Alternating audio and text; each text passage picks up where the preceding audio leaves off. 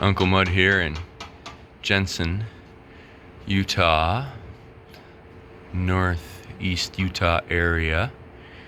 150 million years ago, this desert was a lush valley, and it was actually crooked compared to here. This slope here was actually the riverbed, and the water came through and would deposit in the bend in the river the bones from dinosaurs that had died and got swept down the river. They found pieces from hundreds of them. Here you go, there's one they put all back together. Check it out. It's an Allosaurus. One of the most complete Allosaurus skulls ever found. His bones looked like this, but probably with some more meat on them.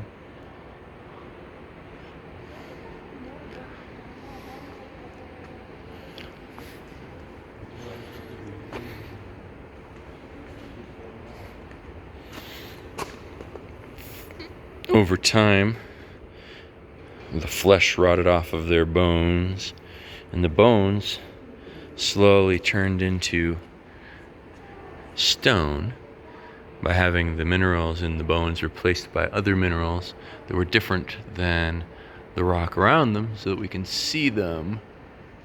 This was a layer of sandstone like that between two layers of compressed clay.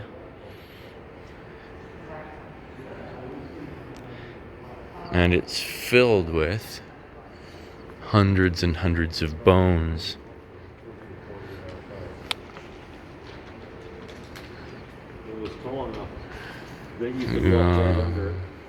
These are the animals they found there.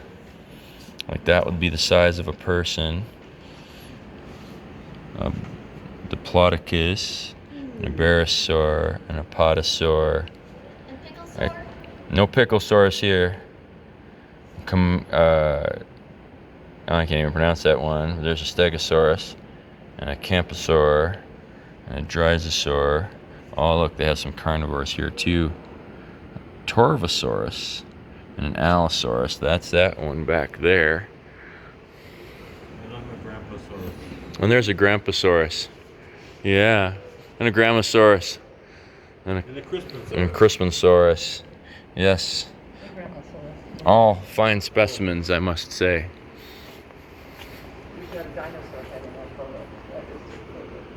And this is like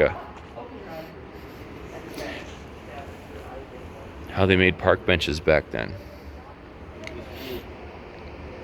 I would have thought they would have used wood or concrete or something, but apparently they used dinosaur bones.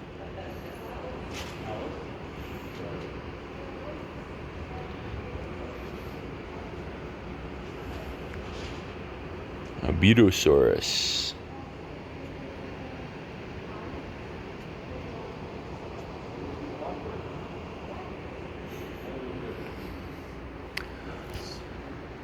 You can see the little marks on the stone where they chiseled it very carefully so that they could expose these bones. So these bones were all embedded in the stone. Yeah, this kind of stone. They're all in, and then this is a different kind of stone that was under it. And then that red stone up there, the park ranger told me, was a different kind of stone from the different sediments that tended to settle out of the river when the river was low. It's a pretty cool thing to know the differences.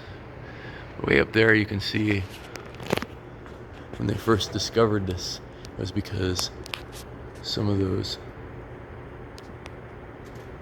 spinal cord bones of a huge dinosaur were just kind of sticking out, like way up above the top of this building. And they started digging down and slowly removing those. So most of the stuff up where you'd see the glass right now, because there used to be stone up there, most of that was dug out and hauled away, and the bones taken and assembled into skeletons for museums and stuff. They stopped doing that about 100 years ago. Started more slowly removing the stone, from around the bones and leaving the bones so that we could see them here.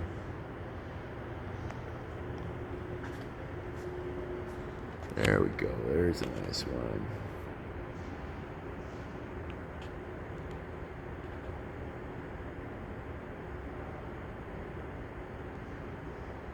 A lot of Stegosaurus. They said the Camosaurus was the most common kind here.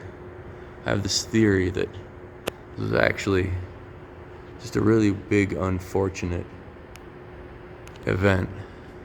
Having a family potluck. And there was this big storm and they all got washed in and drowned. Either that or Gramosaurus made some bad potato salad. That's actually my favorite theory. Is the Gramosaurus made some bad potato salad and killed them all. And their bones all stayed there and were covered up and ultimately discovered.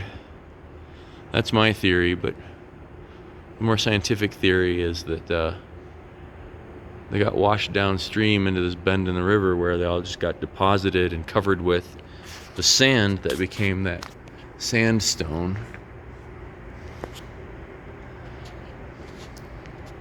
And they were preserved. So this is really cool. If you want to see it yourself, look, okay, so this is how big these dudes are.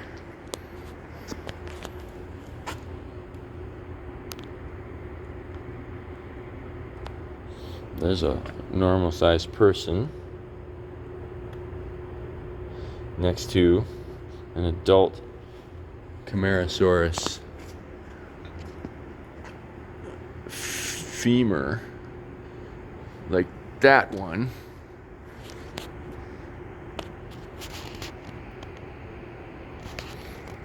I mean, this is taller than me.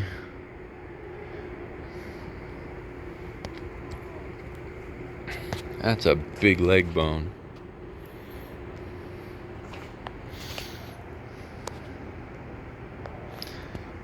Jensen, Utah, folks. Pretty cool. Check it out. I'm Uncle Mud, unclemud.com. More cool stuff there.